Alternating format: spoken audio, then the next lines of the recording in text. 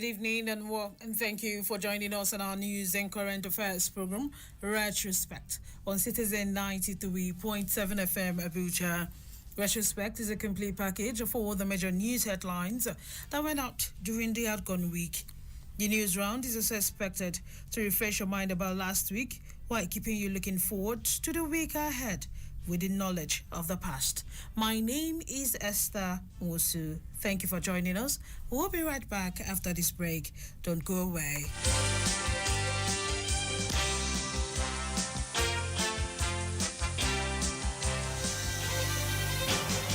Did you miss out on the news during the week?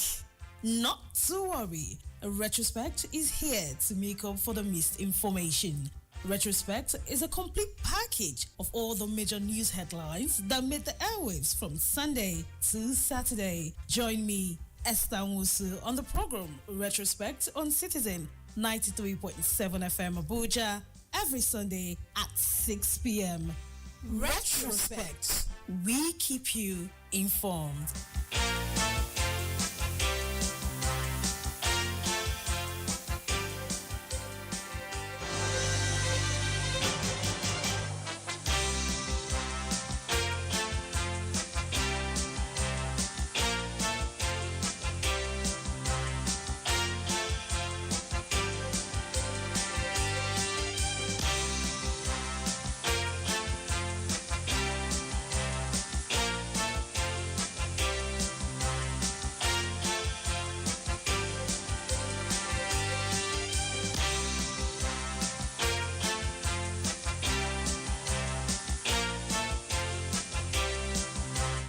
And we begin the week with Monday stories.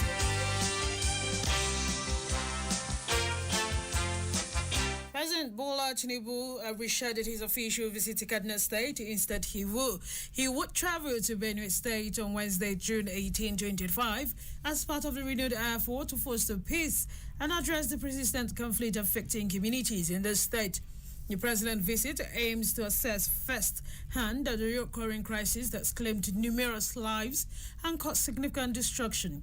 During his stay, the president will meet with stakeholders, including traditional rulers, political, religious, community leaders, the youth groups, to seek lasting solutions to the hostility. In preparation for the visit, President Tinubu had already dispatched Securities Secretary to the government of the Federation, Inspector General of Police, heads of intelligence agencies, National Security Advisor, and the chairman of the Senate and House Defense Committee to Benue State.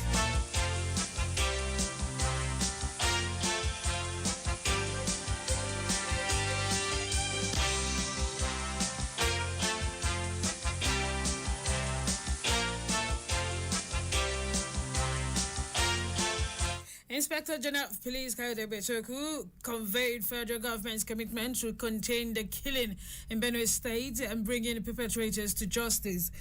Several people were killed over the weekend at Yawadas in Benue State following a vicious attack on a border town by suspected herdsmen.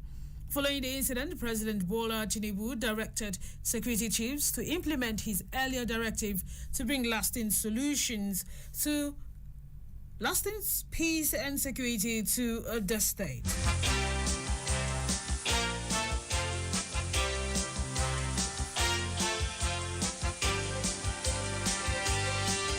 Federal government of Nigeria is seeking the support of island nations to be elected into the International Maritime Organization Council.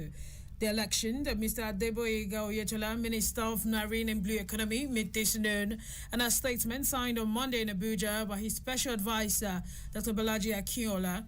Oyetola disclosed he had engaged in high-level meetings with leaders from several island nations to solicit support for Nigeria's bid for elections into Category C of the IMO Council.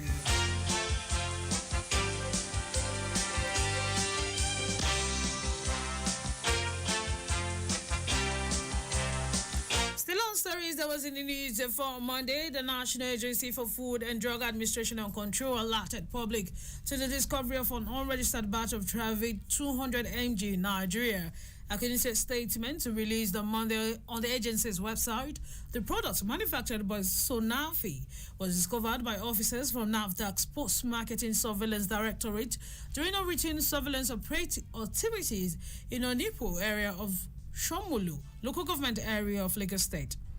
Following the discovery, NAFDAC conducted an investigation which revealed that the identified batch was not intended for Nigerian market.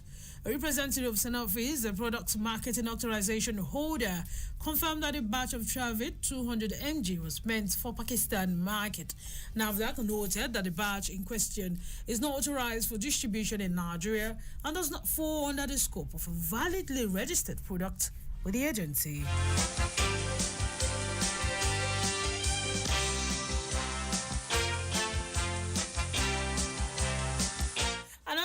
We end the stories that made the headline for Monday. Now let's look at stories that was in the news for Tuesday.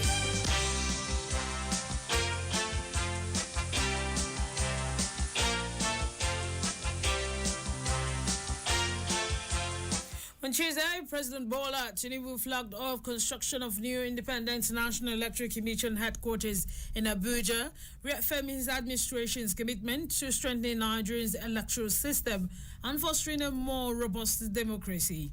The president declared that the new edifice would serve as a hub for innovation, planning, training, and transparency in electoral administration.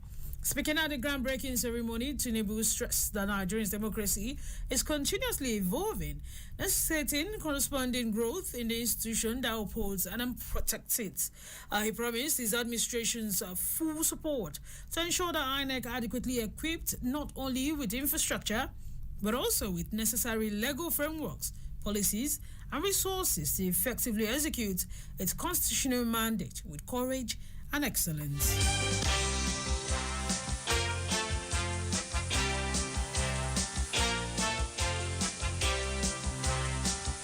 Joint Admission and Matriculation Board JAMB recommended tough penalties for 11 computer-based test centers found capable of 2025 unified tertiary matriculation examination infractions. The exam registrar, Professor Ishaku Oluide, disclosed this during a stakeholders meeting on examination infractions in Abuja on Tuesday. Oluide set penalties which still required approval of the Minister of Education, Dr. Tunji Alausa, were intended to protect the integrity of the examination process. Oluide added that all CBT centers involved in infractions were warned and asked to sign a bond as well as give evidence of training of their registrants.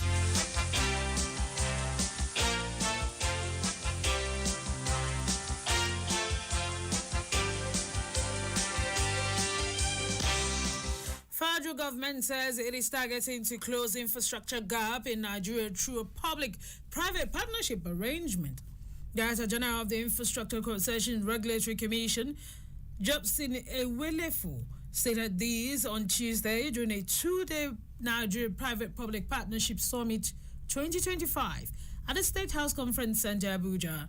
The summit, which has Vice President Shettima with a team unlocking Nigeria's potential, the role of PPPs in delivering the renewed hope agenda. Ewelefu said that under President Bola Tinubu, federal government has repositioned infrastructure as key delivery of inclusive growth and for promoting PPPs as governance model rooted in innovation, efficiency, and accountability.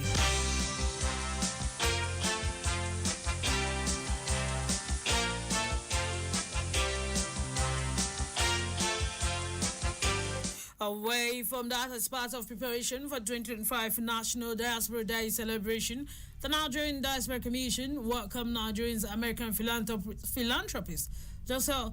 Krista Chanchagi, and her daughter Kilio Pratra, a young diaspora ambassador, during a strategic engagement sections at the Commission's headquarters in Abuja.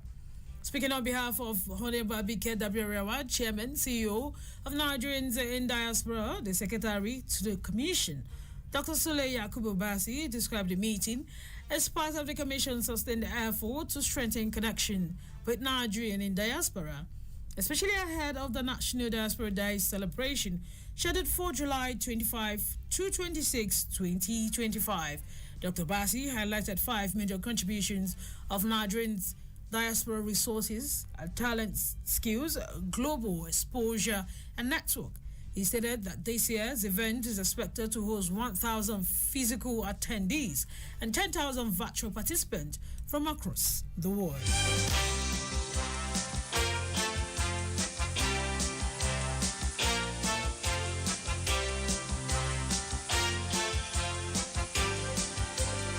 Police Service Commission says it will leverage the forensic and DNA studies to build a new police force for New Nigeria. The Commission believes that since crime has gone scientific and across national boundaries, there is a compelling need to embrace forensic and DNA studies.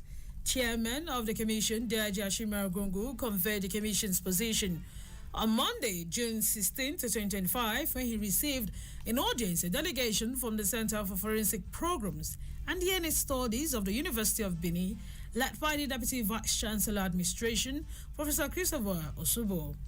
He directed that the Director of Human Resource Management and Director Legal Service of the Commission should immediately meet with Center and get a memorandum of understanding in place for partnership that would also be extended to the Nigerian Police Force. The PSC chairman said it is to the advantage of the Commission and the Nigerian Police to embrace forensics and DNA studies, adding that the knowledge is also valuable for all non-professions, as it is vital in policy formulation and implementation. He said the Commission will partner with the Center for Forensic Programs and DNA Studies of the University of Benin.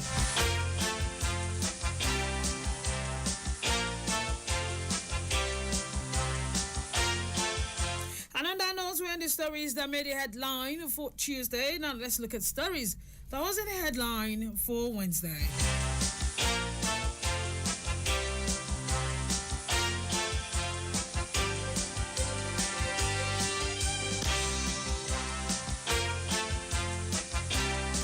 President Bola Tinubu visited surviving victims of last Friday's brutal attack in Yoruba community in the Gomo local government area of Benue State. Tinubu visited the North Central State following the attack, which left over 59 people dead and several others injured. The president went straight to the hospital after arriving at the Tactical Air Command Nigerian Air Force Base, Makurdi, at about 12:58 p.m. on Wednesday. He later left the hospital for the new banquet hall of the Benue State Government House, where he met with major stakeholders in the state in view of the violent attacks that have led to the loss of lives. The meeting with stakeholders is part of a broader effort to find a lasting solution to the crisis that have affected part of the community, especially the rural community.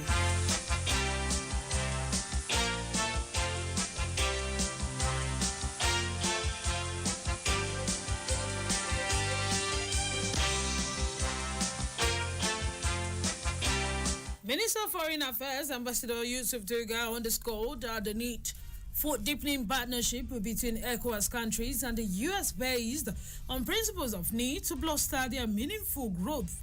Duga disclosed this in his opening address during the 54th Ordinary Section of the Mediation and Security Council at the ECOWAS ministerial level.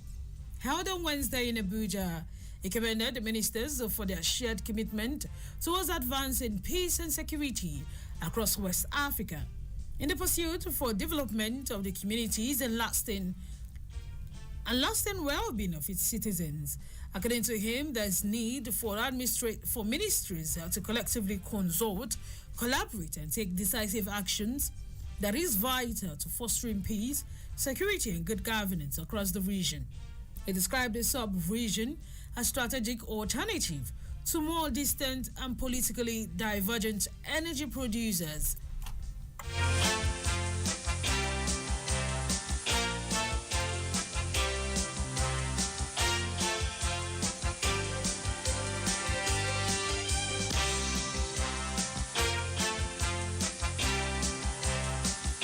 Still on stories that That was in the news for Wednesday. Personnel of the Nigerian Navy ship Delta apprehended 3 suspected pipeline vandals and recovered 6 crude-laden boats. Parading the 2 suspects and recovered items at the Warri Naval Base on Wednesday, Commander of the NNS Delta, Comrade Abdulaziz Zubairu, said that the suspects were arrested by the Forward Operating Base as covers the anti-crude oil theft team. Zubairu said that the suspected crude oil thieves were arrested at Chevron Nigeria Limited, Malo Jacket 19 offshore escovers in the Niger Delta Creek. He said that its personnel conducted sitting operations in the early hours of